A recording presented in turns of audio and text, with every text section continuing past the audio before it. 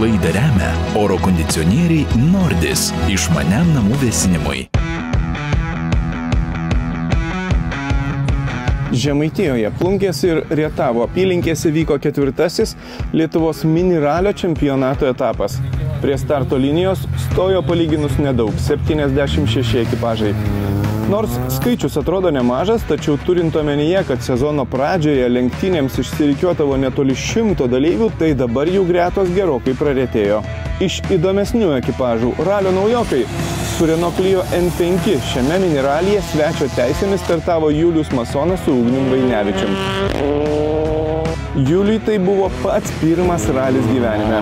Taigi jie nesekė rezultato. Tikslas buvo tik susipažinti su automobiliu ir su raliu iš esmės.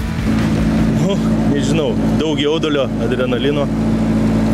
Kažkaip stengiuosi, bet ne visada pavyksta. Tai vienas geriau ruožas, kitas blogiau. Tai. Patiko? Labai. Dar galima paminėti ir Darių Biesevičių, liaudyje žinoma kaip Biesą, kuris šalia savęs pasisodino savo sūnų Arną ir išvairavo Ford Fiesta N5. С переменным успехом, по 1,5 metų sunkoka. O ką čia šalia savęs pasisodinai? Jaunuolį. Ir kaip jisai? Mažiau, geriau negu aš turbūt. Šis ralis tai 8 greičio ruožai, 4 važiuojami po 2 kartus ir kiek daugiau nei 30 lenktyninių kilometrų. Jau pirmasis greičio ruožas turbūt tapo ir pačiu įdomiausiu. Tai legendinio seno ralio čempionato greičio ruožo Lioliai Kuliai dalis. Visi dalyviai sakė, kad jis labai įspūdingas. Žinoma, kadangi dauguma dalyvių yra pradedantis ir mėgėjai, ir šiame greičio ruože buvo daug gesinimo zonų, kad sumažintų dalyvių greitį ir padidintų saugumą. Pravažiavus pusę lenktynių distancijos, siurprizą pateikė realybės šou Aš ralistas nugalėtojas Ovidijus Vaštakas. Kartu su Ervinu Snitku jų Nordis Racing Team BMW netikėtai buvo greičiausiai iš visų mini ralio dalyvių. Jie laimėjo visus 4 pirmus greičio ruožus ir į servisą atvažiavo kaip bendros įskaitos lyderiai, už savo nugarų palikę daugybę kur kas greitesniais automobiliais važiavusių sportininkų. Tiesa, persvara buvo labai trapi. Antroje vietoje buvę Vytautas Venslovas ir Darius Akelaitis su Impreza nuo jų atsilikinėjo mažiau nei 5 sekundės. Dar už pusės sekundės rikiavosi Tautvydas Narušis su Aleksu Gorinskiu. Svečių įskaitoje įdomi dvikova užsimezgė tarp Roko Markovičiaus ir Martino Jasaičio, kurie važiavo Hyundai automobiliu, ir Biesevičių šeimynos. Per pirmus 2 greičio ruožus jie pasidalino po pergalę, bet jau trečiajame greičio ruože Rokas nulėkė nuo kelio ir baigė lenktynes. Taip, iki pertraukos svečių įskaitoje nebeliko konkurencijos. Darius Biesevičius važiavo vienišas, kiti svečiai liko toli užnugaryje. Na, o per pietų pertrauką teisėjai susumavo ir baudas. Tada paaiškėjo, kad Ovidijaus Vaštako persvara ištirpo. Už trečiame greičio ruože kliudytą stabdymo zoną jie gavo 5 sekundžių baudą ir bendroje rikiuotėje vėl viskas prasidėjo iš naujo. Pirmus 3 ekipažus Venslovą, Vaštaką ir Narušį skyrė vos 0,4 sekundės dalys.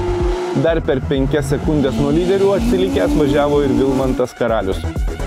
Jau kitame greičio ruože būtent Vilmantas laimėjo tarp šio ketvirtuko ir priartėjo prie lyderių. Bet svarbiausia, kad Ovidijus Vaštakas įvežė visiems pagrindiniams konkurentams ir likus 3 greičio ruožams iki finišo vėl tapo lenktynių lyderių bendroje įskaitoje. Deja, neilgam. Jau kitame greičio ruože Ovidijus prisidarė klaidų ir prarado iškart net 4 sekundės.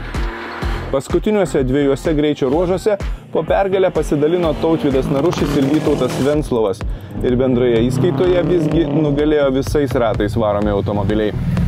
Po pietų greičio ruožai buvo palankesni tokioms mašinoms, lėtesni su daugiau posūkių, kur BMW nebegalėjo pademonstruoti savo greičio, o rezultatą labiau lėmė visi varantieji ratai. Taigi galutinėje įskaitoje tarp visų dalyvių nugalėjo Vytautas Venslovas ir Darius Akelaitis su Impreza. Puikiai smagus. Biški čia buvo tokių niuansų. Papasakok. Važiuojam ir daužos, ratas galinis daužos, galvom padangą nuleido. O pasirodo tiek daug žemių prinešė, kad, aš nežinau, kiek ten tų pusę kilogramą ar kilogramas buvo, kad tai pradėjo daužyti, kad mes jau galvom, kad padangos. Bet ir tada iš karto adrenalinas, nei tą pusę perigonę nuvažiavam, kol Bet viskas laimingai, sėkmingai, tai laimingi mes. Ir kova žiauriai įdomi, ne? Jo, visus dopus, ta prasme, nėra, kad kažką tu aplenktumai daug. Ne, sekundė į sekundę čia labai stipriai. Ir visi labai stipriai važiuoja, ta prasme. Toks lygis jau nu, ta prasme, aukštas tikrai.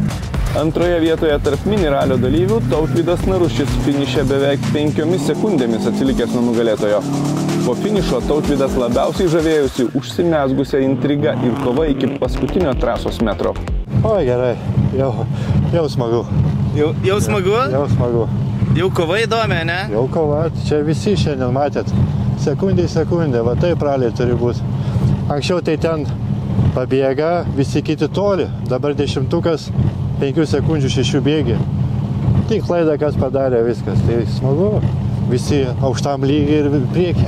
Trečioje vietoje tarp visų mini ralio čempionato dalyvių finišavo Nordis Racing Team komandos nariai Ovidijus Vaštakas ir Ervinas Nitkas. Jie buvo greičiausi tarp visų 2 ratais varomų automobilių ir lengvai nugalėjo savo klasėje. Artimiausias priešininkas nuo jų atsiliko net 16 sekundžių.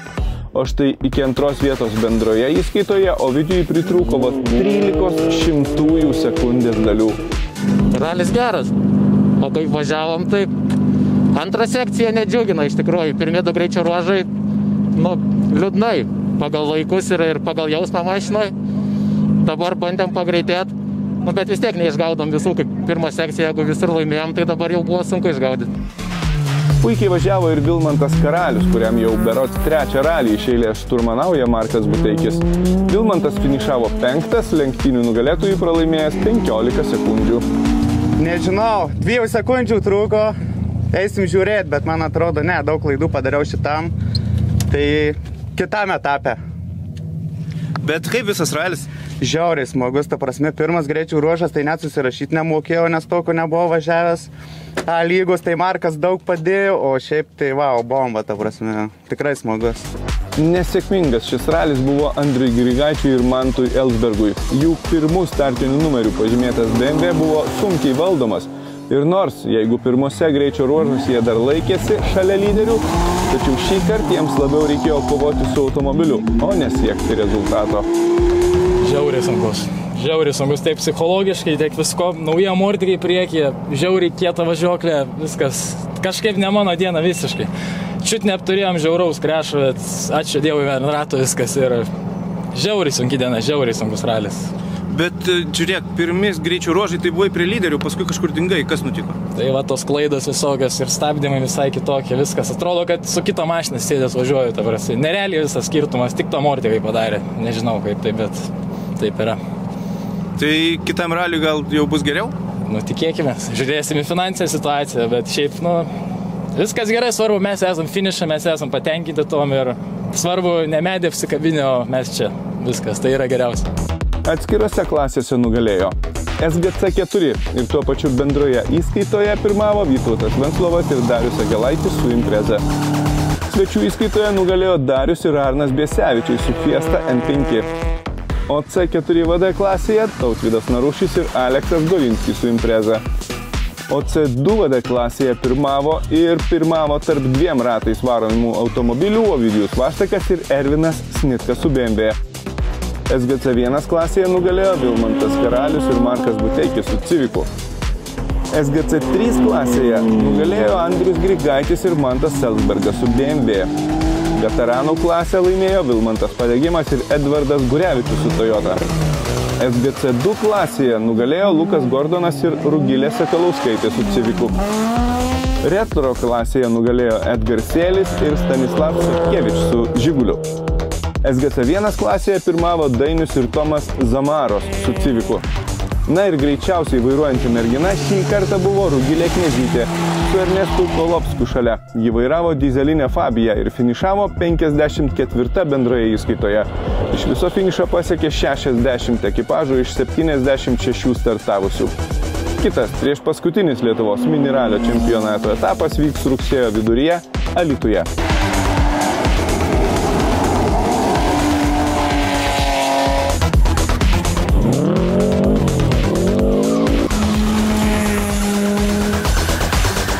Laidą remia oro kondicionieriai Nordis išmaniam namų vėsinimui.